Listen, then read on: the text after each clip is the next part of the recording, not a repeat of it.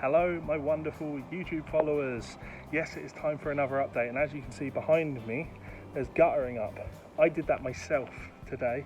That's been my project for the day. That was, in all honesty, pretty easy to do, though of course I did a rubbish job of it. So I've had to angle a few spots to try and get the water to go in the direction I want. But yeah, that's actually great advice from you guys saying that I needed guttering down this side, because I knew that as soon as I watched it rain I could see the water pissing down this side and covering.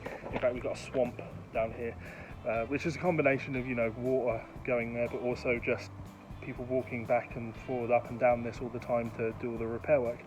Anyway, so let's take a look at things.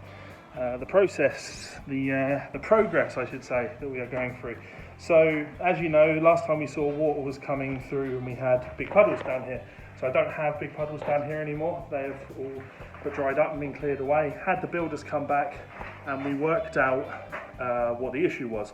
So by the looks of things, the floor in here is actually a decent amount lower than the ground around it, which obviously means when the ground around it is getting wet, that's just sitting up against the walls, and therefore it's starting to soak through, which is totally understandable, even with the drainage that we'd put in. So they came back and they dug out the drainage.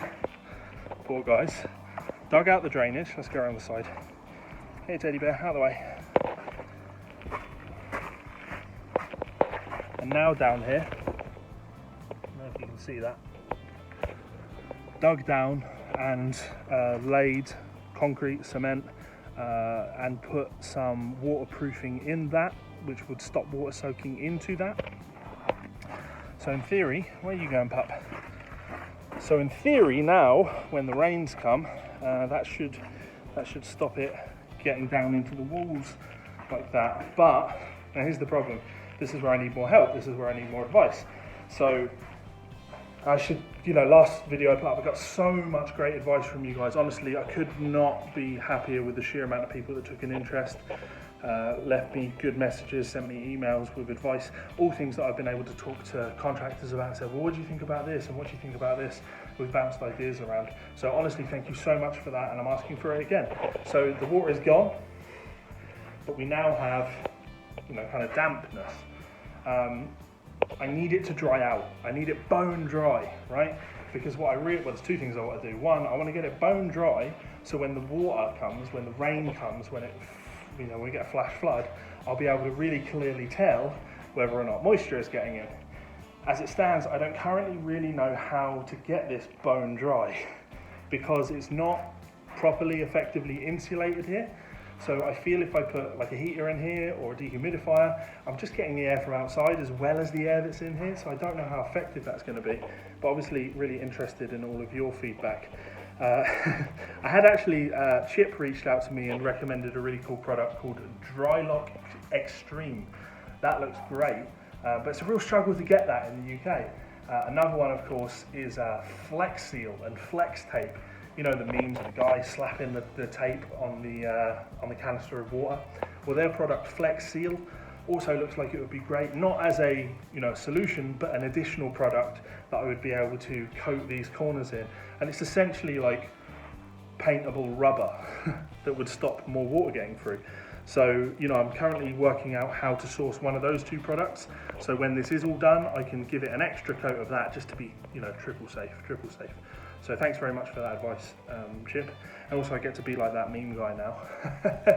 So much damage! Anyway, so that's the state of that. Guttering installed, like I say. It's just a case of getting this dry now.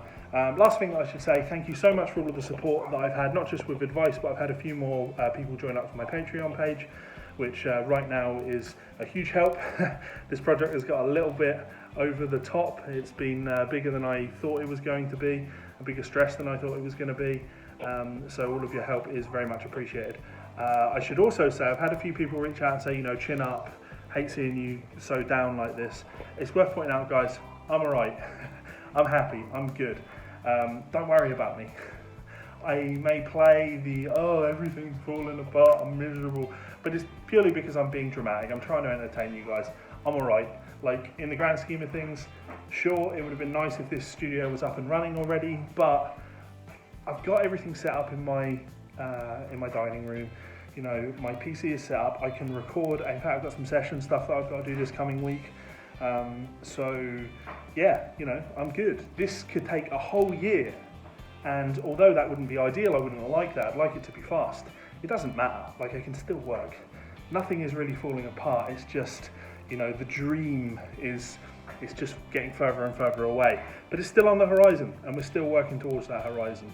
So yeah, as always, thank you so much for your support and your input and just following me along in this mad journey. It's actually great being able to talk to you guys about this and just, you know, update people rather than just it being, you know, my burden. I can share this burden and get feedback and input from you guys. So thanks so much for that. Lastly, again, link in the description. You want to check me out on Patreon, and yeah, lots of cool stuff coming there. Check out the new Guitar Tools podcast because it's starting to look good now, well, look better than it did for 1 week. And yeah, more videos coming. So much love, guys, and I will see you for another video soon. Laters.